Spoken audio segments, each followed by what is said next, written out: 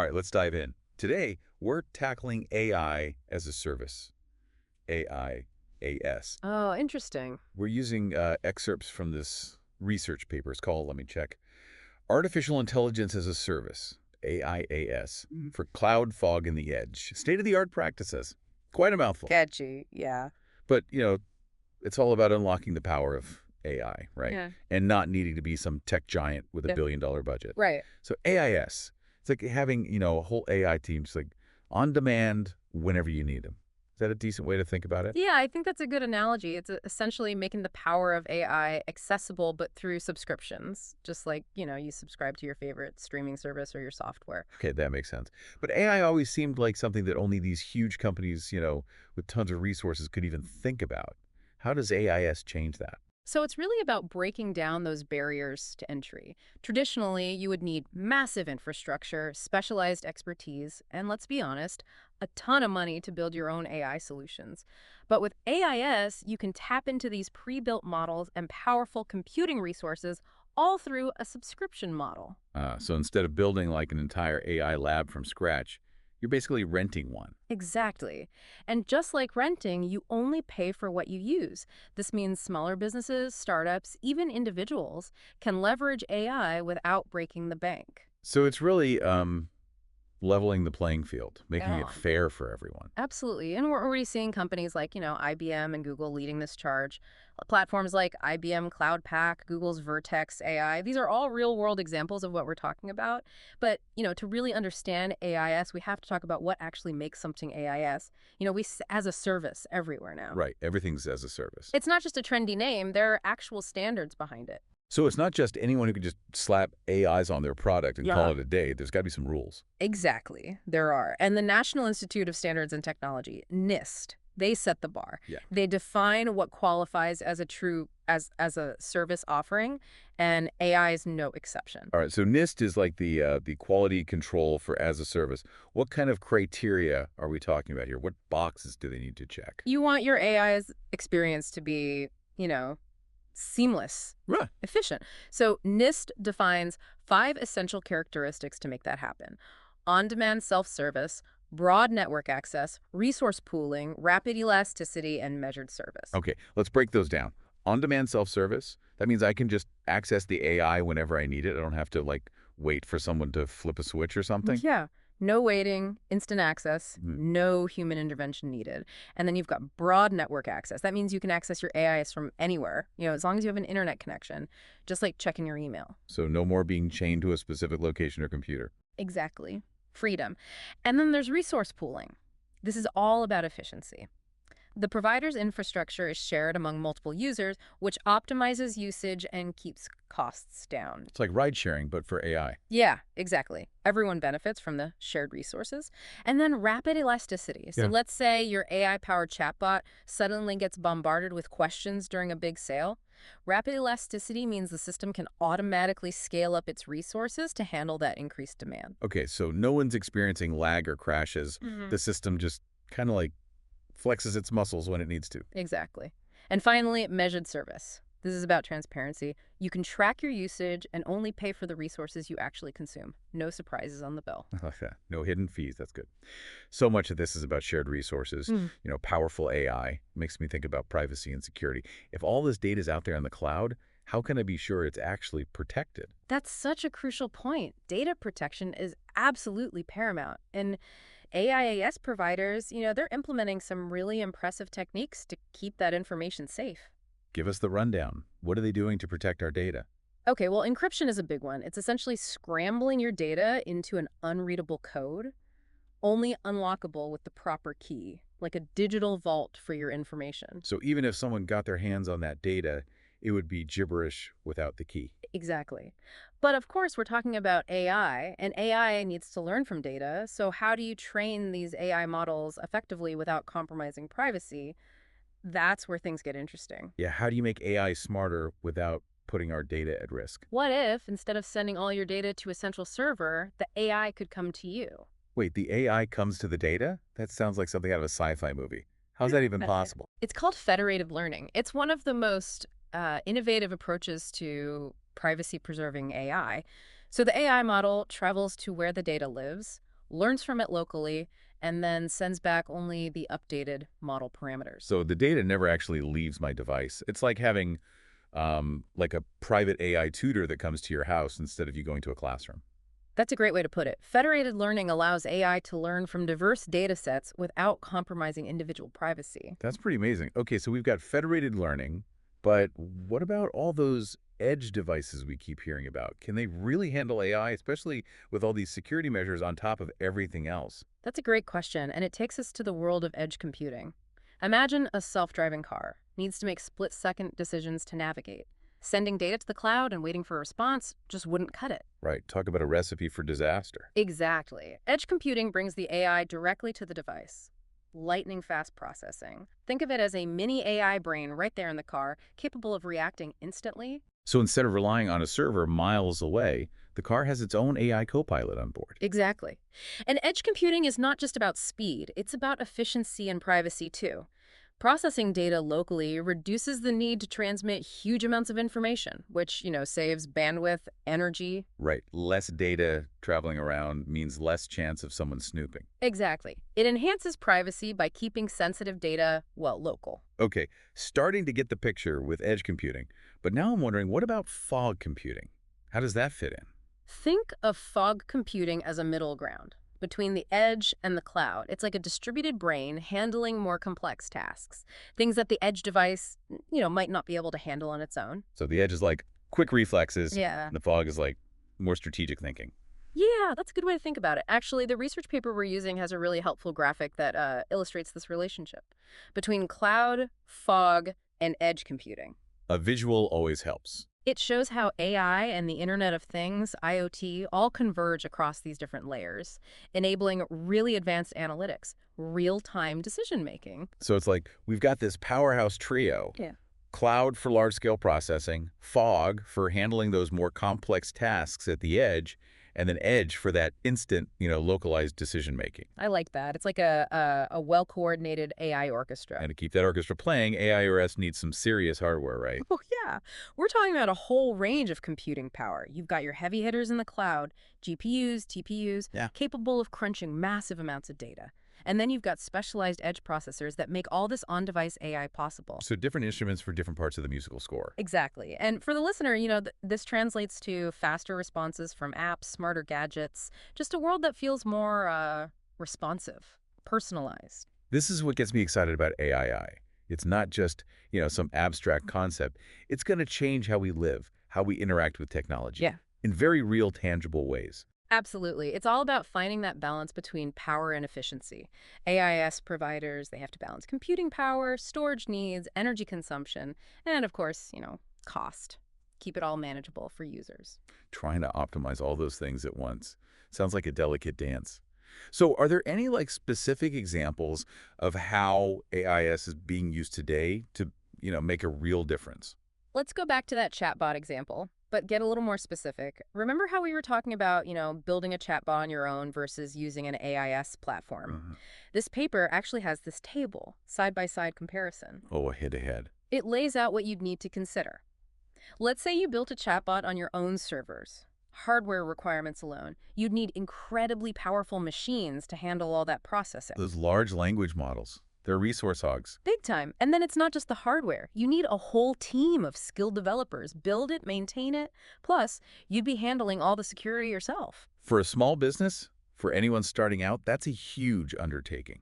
Oh, yeah, absolutely. So on the other side, you have the AIS approach. On-demand access to the computing power you need. No massive upfront investment. The provider takes care of all that, the infrastructure, security, and even gives you pre-trained models ready to go. Like having a fully equipped AI lab, just delivered. That's a great way to put it. And when you think about the user experience, that's where it gets really exciting. Super smart chatbots, natural conversations, personalized responses, all thanks to those powerful models humming away in the cloud. So it's like having a whole team of AI experts working behind the scenes, just making our interactions with technology smarter, more efficient. Exactly. And these AI platforms are designed to be scalable, adaptable. So as demand grows, the system can just, automatically allocate more resources. So everyone has a smooth, responsive experience. That's pretty impressive. Yeah. So we've got these chatbots that can basically scale on demand. Yep. What are some other real-world examples? Well, let's think about something we all use every day. Smartphones. All those AI-powered features we use without even thinking about it. You mean like how my phone magically knows who my friends are in photos? Yeah. Or suggests songs I might actually enjoy? Exactly. Or how your voice assistant can set reminders, send messages, translate languages. All that's powered by AI.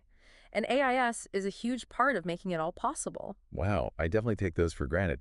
So how does AIS make those mobile experiences, work? It acts as this bridge between your device and the cloud, gives your phone access to those really powerful AI models and resources.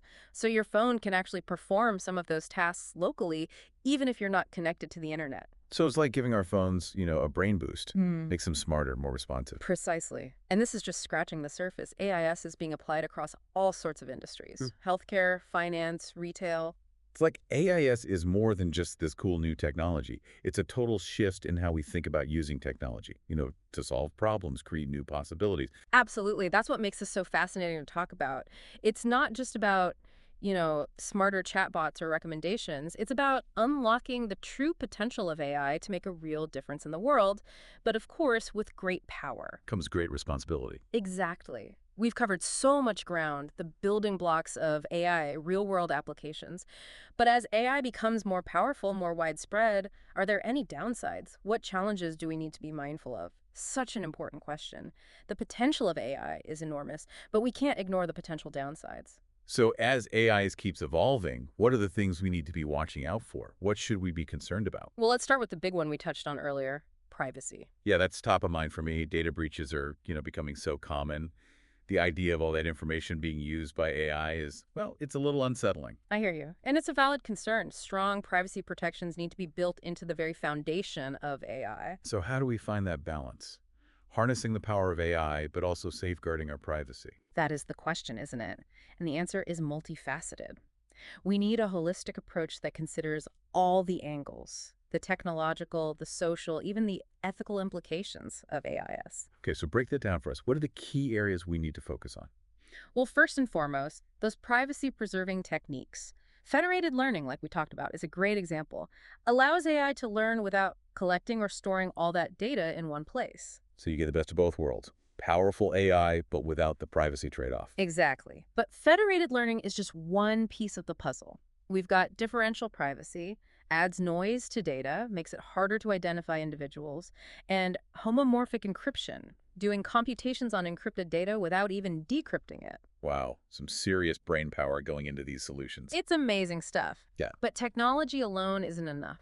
We need to make transparency and accountability a priority. Users have the right to know how their data is being used, how the AI is making decisions. No more black boxes. Hmm. We need to be able to trust these systems, especially as they're becoming more and more a part of our lives. Exactly. And that trust is built on transparency, accountability, explainability. We need AI that can tell us not just what it decided, but how it arrived at that decision. Okay, so we've got privacy, transparency, accountability. What else? Remember those data silos we talked about earlier? Uh-huh. Huge obstacle to building accurate, reliable AI. It's like trying to bake a cake with only half the ingredients. You need the full picture. Exactly. If the data is fragmented, inconsistent, the AI models we build on that data will be flawed. So we need to break down those barriers, get a more unified view of all the information. It's not just about the algorithms, it's the data itself. Makes sense. And then there's the whole challenge of resource optimization. AI can be very energy intensive. As we scale these systems, we need to think about their environmental impact. Powerful AI, but responsible AI. Exactly. We need more efficient algorithms, hardware that uses less power, and even explore new ways of computing altogether. Reduce that energy footprint. Sounds like we've got a lot to figure out. But are you, optimistic about the future of AI? I am. There's a growing awareness of these challenges, a real desire to do things responsibly. You see researchers, policymakers, industry leaders all coming together, trying to develop ethical guidelines, promote transparency, and make sure the benefits of AIs are shared widely. It sounds like we're starting to see a more holistic approach. It's not just about the tech itself, but the impact it has on our lives, on the world. Exactly. And that's where the real opportunity lies. AIS can not only make our lives easier, more efficient, but also help us tackle some of the biggest challenges humanity faces. Wow, that's powerful. It's not just about smarter chatbots. It's about using AI to make a real difference. Exactly. And that's what's so inspiring about this field. We're still in the early stages, but the possibilities are, well, limitless. This has been an incredible deep dive already. So much to think about. The technical side, the ethics, the mind-blowing potential of AIS. But before we wrap up this part, I have one maybe slightly provocative question.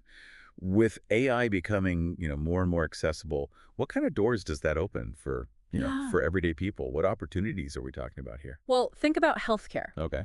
AIS is already being used to analyze medical images, x-rays, scans. It can help doctors detect and diagnose conditions earlier, more accurately. So the AI is like a medical detective, Mm. helping doctors see things they might have missed. Yeah, exactly. And it can even assist with things like personalized treatment plans and even drug discovery. Wow, that's pretty incredible. Okay, so we've got healthcare. What about other areas? Well, the financial world is another big one. Yeah. AIS is being used to detect fraudulent transactions, manage risk, provide personalized financial advice. Okay. It can analyze these massive data sets to identify patterns, Hmm. anomalies, things that humans might just, completely overlook. So AI is helping keep our money safe and maybe even make us a little richer. Potentially, yeah. And in retail, AIS is powering those personalized shopping experiences we're all seeing. Recommending products, offering discounts, even those targeted ads. Okay, those ads can be a little creepy sometimes, but I have to admit they can be like surprisingly accurate. It's true. The level of personalization can be a little unnerving, but it's all based on data analysis, pattern recognition, and AIS is a key player in making those experiences more tailored to, individual preferences. So it's all about convenience, efficiency, and I guess keeping us engaged. Yeah, exactly. And we're even seeing AIS used in agriculture to optimize crop yields, monitor soil conditions, even control irrigation systems, Hmm. helping farmers produce more food, with fewer resources. Wow, it's really touching every corner of our lives, isn't it? Yeah. But, with all these advancements, we have to make sure we're using AI responsibly, ethically. We talked about privacy, but what other ethical considerations should we be thinking about? That's such a great point. This conversation needs to be happening constantly as AI evolves. One of the biggest concerns is bias. AI models are trained on data.